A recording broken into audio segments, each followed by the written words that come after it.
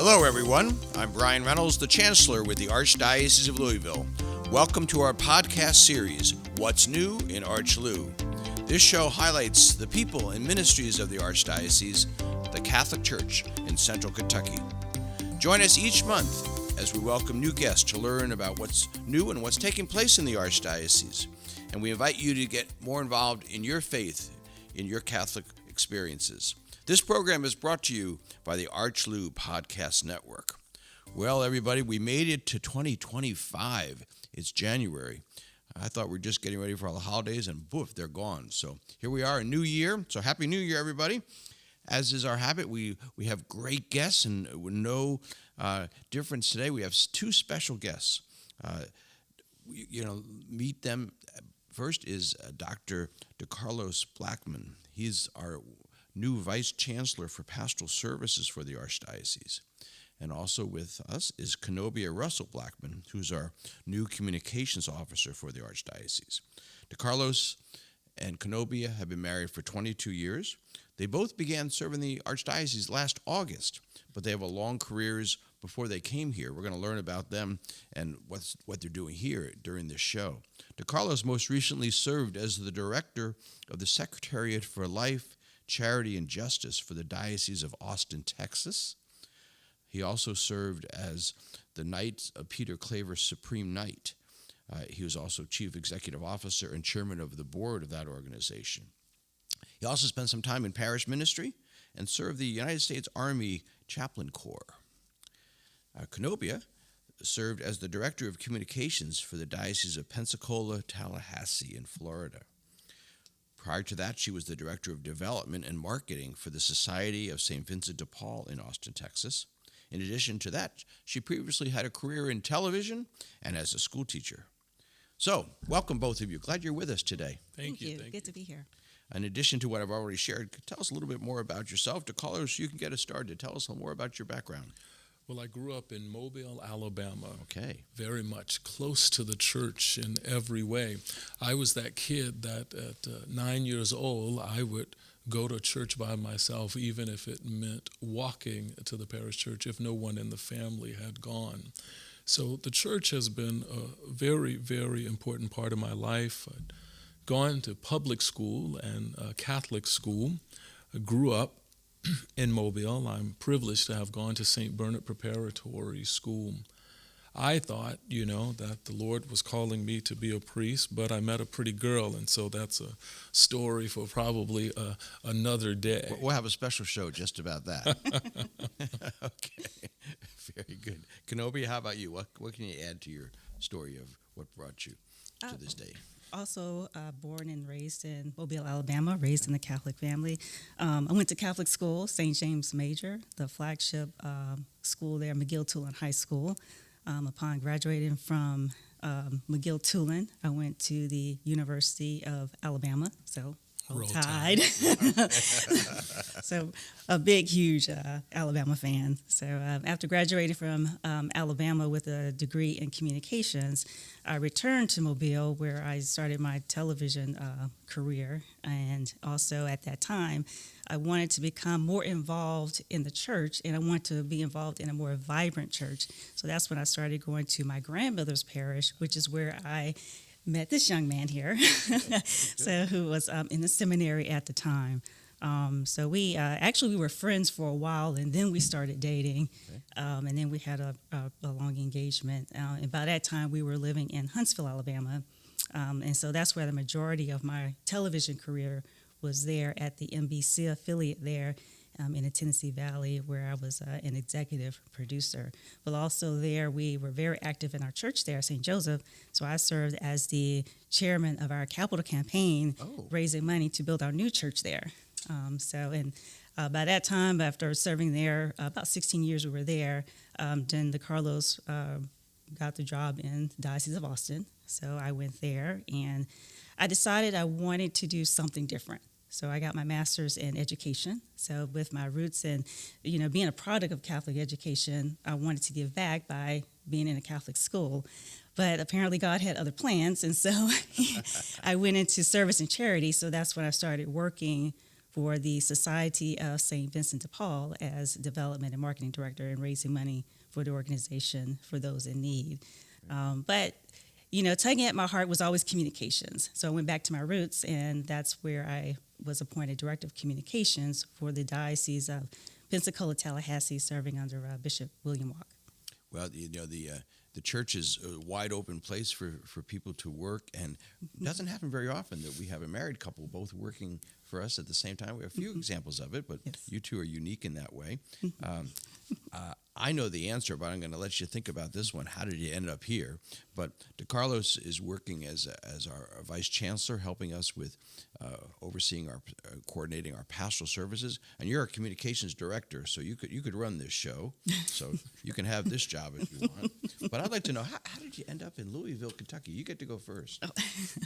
Well, like we just mentioned, DeKarlos at the time was working in the Diocese of Austin. I was working in the Diocese of Pensacola. So that became difficult, living in two different places. And It's a long commute. it's a long commute, yes. A lot of flying back and forth. But even in addition to that, DeKarlos was overseeing offices of marriage and family, but yet we were living in two separate places. And so when he decided to resign from Austin, he joined me in Pensacola. And as he was discerning just what the next chapter would look like for him, he was supporting me in my role at the time as Director of Communications. And by the grace of God, that opportunity came for the Archdiocese of Louisville, and here we are. Two jobs open up at the same time, and have to have two long-serving people in the church join us at the same time. Archbishop knew both of you from other experiences, I guess, with the Knights of Peter Claver in particular and those things. So that made an easy shift. So tell us about your job now. DeKarlos, what is the Vice Chancellor for Pastoral Service? What does that mean? As Vice Chancellor for Pastoral Services, it's very important to work with the pastoral agencies within the Archdiocese. I consider it to be a great privilege to work with such talented directors.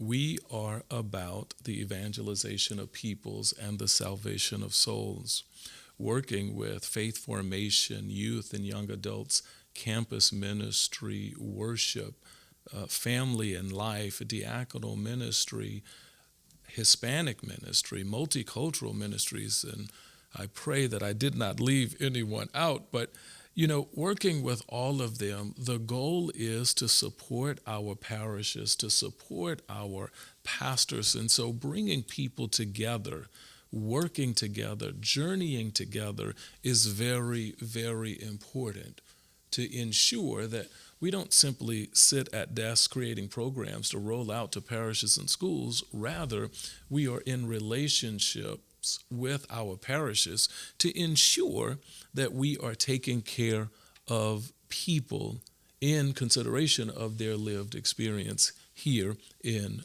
Central Kentucky. Great, terrific. Communications is many things. Yes. We have our newspaper, we got our podcast, Yes. we've got video programming, we've got web services and social media. I just give you some of the stuff. Tell us about Chief Communications Officer. What is that like? Well, as such, I serve as the spokesperson for the Archdiocese, the point of contact for the media when they have questions, in constant communication with you as the Chancellor, the Archbishop, of course, the Superintendent of Schools, some of the other agency directors, and helping with their communications to the faithful. So I just oversee various elements of the Archdiocese communications team. Very good. Now, you mentioned you've lived in places, Alabama and Texas and Florida. How is Kentucky different than that? I would say, so far, the four seasons. I know so far we've been to several of them, but I'm enjoying just knowing we will definitely have the four seasons. But other things I find just different here is just the history. I love the history of the Archdiocese of Louisville and the history of just being here and the Catholic community. There are deep roots here with the Catholic community, and it's a close community. You never meet a stranger here. That's right. That's right. Now, DeKarlos, Kanobia talked about the weather. And I remember back in the fall, on a cool day, it probably got all the way down to 40, and you come in with a parka and a hood on, because it's freezing outside. Winter's here now. How do you like the weather in Kentucky? I think the weather here in Kentucky, particularly in the winter, is absolutely disrespectful. I think it's absolutely disrespectful. It's beautiful to have the four seasons, but I think what's really different here is that things aren't always gradual. I mean, you don't like it in the morning, it'll be fine by the afternoon. So I think it's going to take some getting used to that. Very good. And that wind chill. It's really cold. Wind chill. Yes, wind chill. Not quite Austin, Texas, or the breezes into Pensacola Beach. No. It's a little bit different. Very good. Very good. There's lots of dioceses, and you've traveled to many and served a couple. Talk about some uniquenesses in this archdiocese. DeKarlos, one of the things we noticed about you when you first arrived is in your first 6 months, you visited many, many parishes. So much so people kept asking what parishes he belonged to, and the story on the street is he belongs to all of them. But I know that's not actually true. But I know you traveled a lot to a lot of parishes. What have you noticed about uniquenesses of the Archdiocese of Louisville? Kanobia talked about the history and the people. Would that be the same, or do you have other thoughts? Well, I think one of the things that would definitely be the same is that all of our parochial communities are different. They're distinct, and I think that people in roles like me, I think I have to keep at the forefront of my mind that I will love them and serve them distinctively. Okay. And so I would say that that's definitely I think that that's something that is definitely similar in all dioceses, that our parishes are distinct. But one of the beautiful things that I find unique here is looking at how the Southern missions do not resemble the parishes in suburbia or the parishes here in Jefferson County. And I appreciate that. Being with the Archbishop at Christ the Healer down south was very important to me. Being at parishes with Father Thomas Gento to visit with him and his people, I am moved and I find joy and I am energized by being with the people of God throughout the Archdiocese, not just in Jefferson County. Yeah, we always try to remind everybody that we're 24 counties. Now, we have listeners from all over the country who listen to this show, but for those who don't know, we have 24 counties, and some are very, very rural. We call them the mission territory, as you just described, and then we have the city of Louisville, which is more than 50 churches in this one county. So lots of different church experiences as you move around. How is the media different, or is it the same? You came out of television work as a professional. What do you notice about the media here locally? I feel like it's the same, pretty much. I haven't noticed any differences, but I think they do a good job from what I can tell, fair, and so which is always good. So no real differences between me working in the past and like what's going on now. Very good. DeKarlos, just this month, as we reach January, you've been here about 5 months, and we gave you more work to do already. You were appointed by the Archbishop as the director of the Office of the Diaconate, so we don't want to lose that. Though your role as Vice Chancellor oversees a series of agencies, you also have one that is a particular delegation to you. Add that to your background experience. Tell us about that. Well, I think one of the things that I have appreciated speaking with the diaconal community at the Diaconal Assembly in September, when you're new coming into a situation, everyone can be somewhat suspicious at times. Who is this guy? What is this guy about? As I stated earlier, when I came to the Archdiocese in my meeting initially with the agency directors, I said, if anyone asks you what DeKarlos Blackmon is about, he's about the evangelization of peoples and the salvation of souls.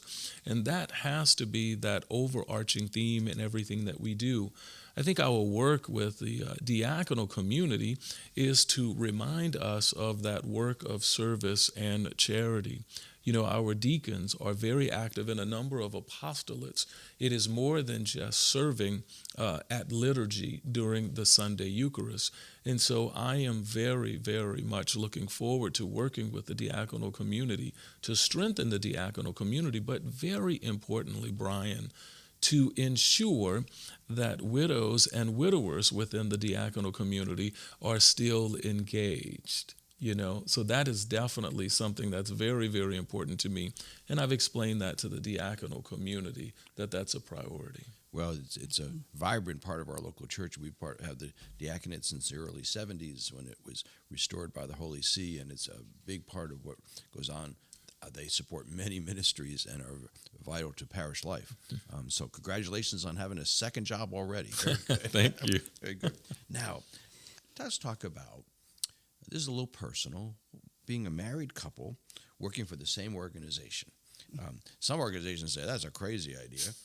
But as Kanobia, you said before, the church supports married life, so that shouldn't be alien to us. So what's it like to be a married couple working at the same time for the same organization? Any insights or observations about that you can tell us? For me, it's a blessing for me to be able to work for the Archdiocese with him. It's like we're in the same ministry together, but it's been good. I would say that it's good to have someone to collaborate with, and that's even at home. Although we probably shouldn't bring work home all the time. Well, that's what I was going to ask you. I'm going to ask. I'll ask DeKarlos that question. How much work? Because you both have jobs that are very hard to turn the phone off and the clock off because, well, media, you're on call all the time. I'm on call all the time. Yes. And DeKarlos, with your broad variety of ministries, there's not a day or a night isn't something going on in the life of the church that you have some connection to. So, how much work comes home with you? Brian, lots of work come home with me. I think, and some of that is born out of my love and care to ensure that I'm accessible to our pastors and those pastoral agency directors. Mm-hmm. So I want to be accessible. I don't want anyone to ever feel isolated. I do have a humorous piece here in working in diaconal ministry. We've been working for some time on the diaconal directory for the diaconal community. And as I was working on something one night, it was a Sunday evening, I sent over to the saintly Denny Nash something to your predecessor. My predecessor, right. Yes. And in sending that, it was surprising to me. Almost immediately, I got a response from Denny. And Denny said, DeKarlos, even the Lord took the Sabbath. There you go. So one of the things that Denny has reminded me, even in retirement, is to ensure that I have balance, work-life balance, because I need to be healthy to serve everyone and to serve everyone well.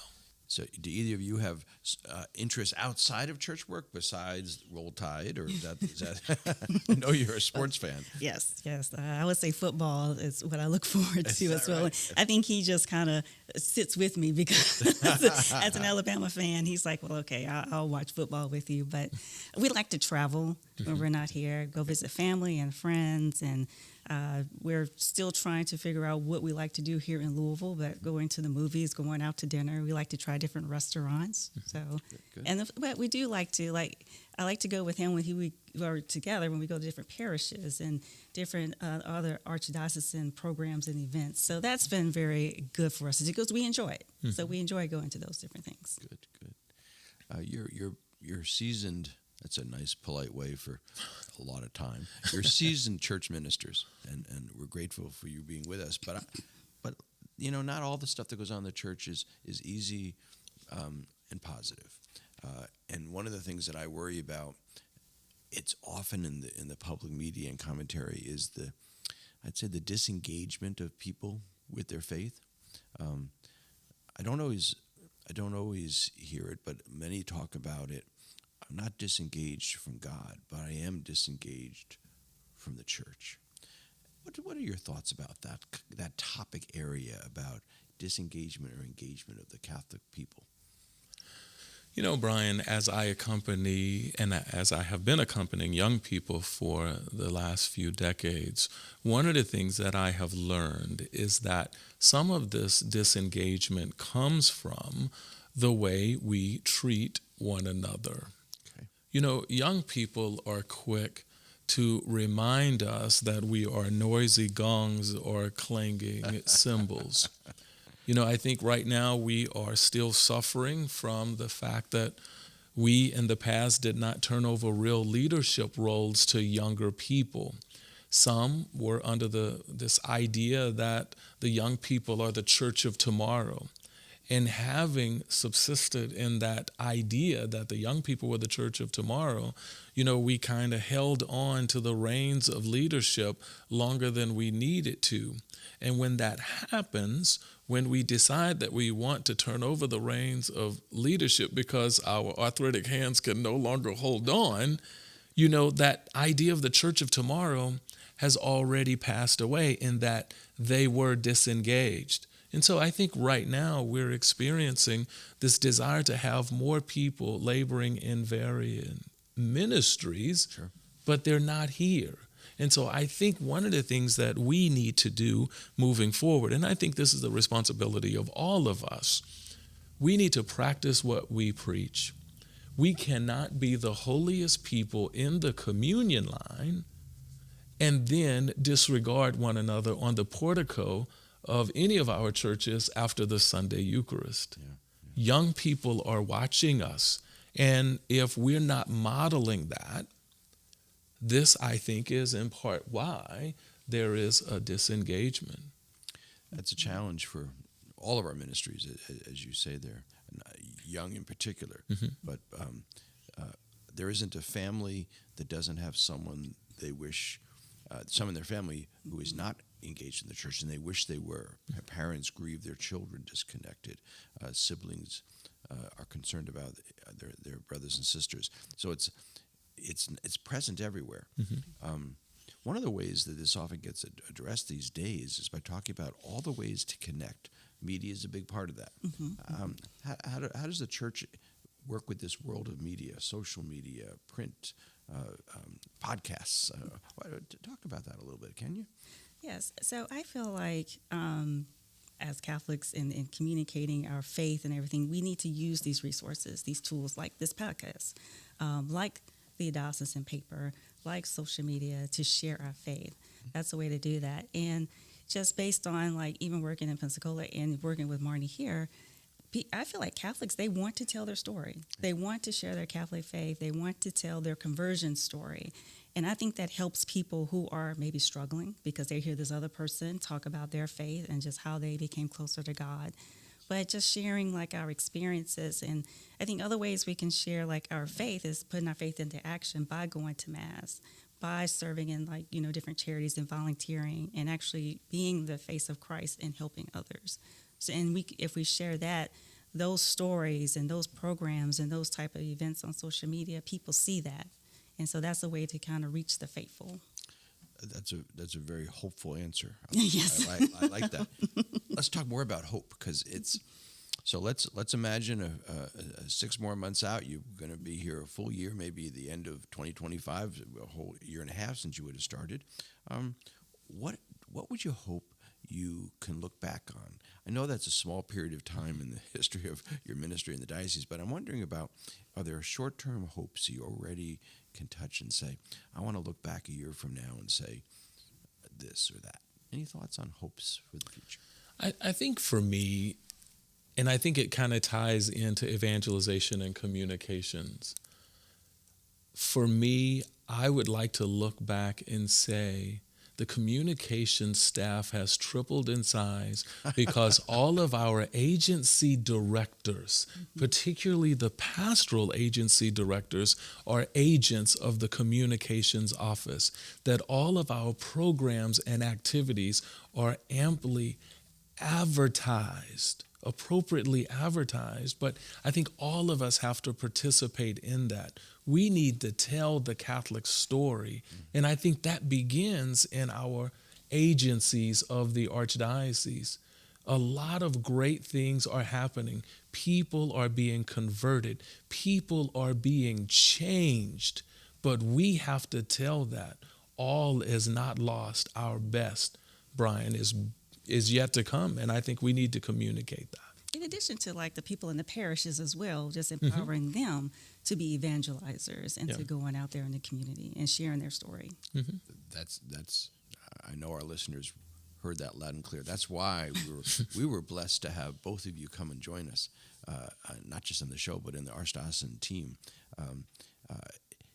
Every time we looked for transitions, we wondered what's going to happen next, and we got a big reward from God having the two of you join us.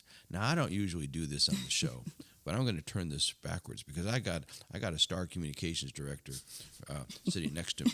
So I'm going to ask you, as you've been here, do you have anything you ever wanted to ask me? As you've been here a few months, now be nice. So tell me, what's something you wondered? I wish I knew more about, or something you'd like to know about.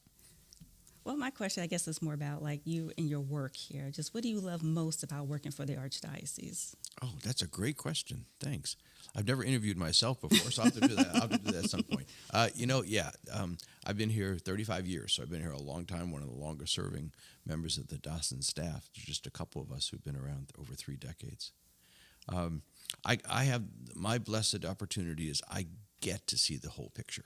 I'm supposed to see the whole picture. You know, we've got 110 parishes. We've got 49 schools. We have 21 agencies. We've got people in all sorts of experiences of life, cultural diversity, age groups, experiences, how people live out their faith.